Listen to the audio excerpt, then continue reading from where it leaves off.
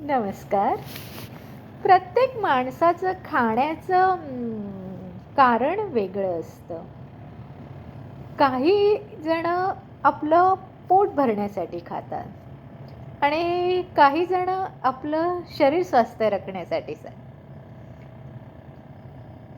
तर आता रोज खाण्याच्या वस्तू वेगळ्या आहेत आणि कधीतरी खायच्या वस्तू वेगळ्या आहेत. कारण आपल्याला काय होतं, आपण चॅनलवर वेगवेगळ्या चॅनलवर वेगवेगळ्या ॲडव्हर्टाईज बघतो. पिझ्झा, बर्गर, आणि आपल्याला असं वाटतं की आपण हे खाल्लं पाहिजे. पण त्याच्यामुळे आपलं नुकसान होऊ शकतं. कधीतरी एखाद दिवस खाणं वेगळं आणि रोज तेच तेच तेच खाणं वेगळं. तर मुख्य म्हणजे खाणं हे कसं असलं पाहिजे, तर घरगुती असलं पाहिजे. नाहीतर काय होतं, तुम्ही ते तेलकट तुपट खाऊन तुमच्या चेहऱ्यावर पिंपल्स येतात, मग डोक्यादुखी होते, डोळ्यांचं त्रास होतो, नंतर जोडों का दर्द होतो, असं सगळं होतं. पण हे एखाद दिवस खाल्लं तर ठीक आहे, पण जर त्याचा तुम्ही अतिरेक केला तर त्याचं नुकसान होऊ शकतं. तर आज मी तुम्हाला अशा 8 गोष्टी सांगणार आहे की त्या तुम्ही 8 गोष्टी शक्यतो टाळला तर तुम्हाला खूप त्याचा फायदा होईल असं मला वाटतं. पण म्हणून माझं असं म्हणणं नाही की तुम्ही बाहेरच्या वस्तू खाऊच नका, कारण टेस्टसुद्धा आपल्या शरीराला तेवढीच प्रिय असते की त्याचासुद्धा आपण थोडाफार उपयोग वापरात केलाच पाहिजे. पण बघू, आता मी तुम्हाला ज्या सांगते गोष्टी त्या सगळ्यात पहिलं म्हणजे बेकरी प्रोडक्ट.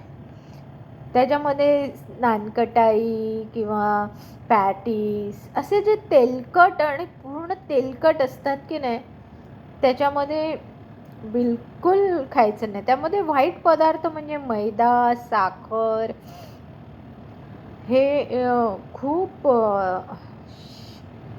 शरीराला खूप हानिकारक आहे.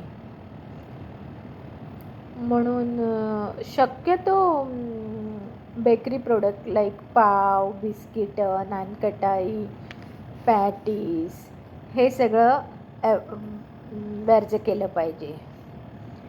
दुसरं जर कारण तुम्हाला असेल तर ते लोणचं. तर लोणचं हे किती घ्यायचं की थोडंसं खाल्लं पाहिजे. चटणी थोडीशी खाल्ली पाहिजे. पण काही लोक लोणचं आणि चटणी असं भाजीसारखं खातात, पण ते त्यांना हानिकारक ठरू शकतं, कारण त्याच्यावर आपली पचनक्रिया खराब होऊ शकते. म्हणून माझं म्हणणं असं आहे की टाकू नका तुम्ही, ते खा पण थोड्या प्रमाणात खा. कारण लोणचं हे जेवणात जर चव थोडीशी आणू शकतं, पण ते प्रमाणात खाल्लं पाहिजे असं होऊ शकतं.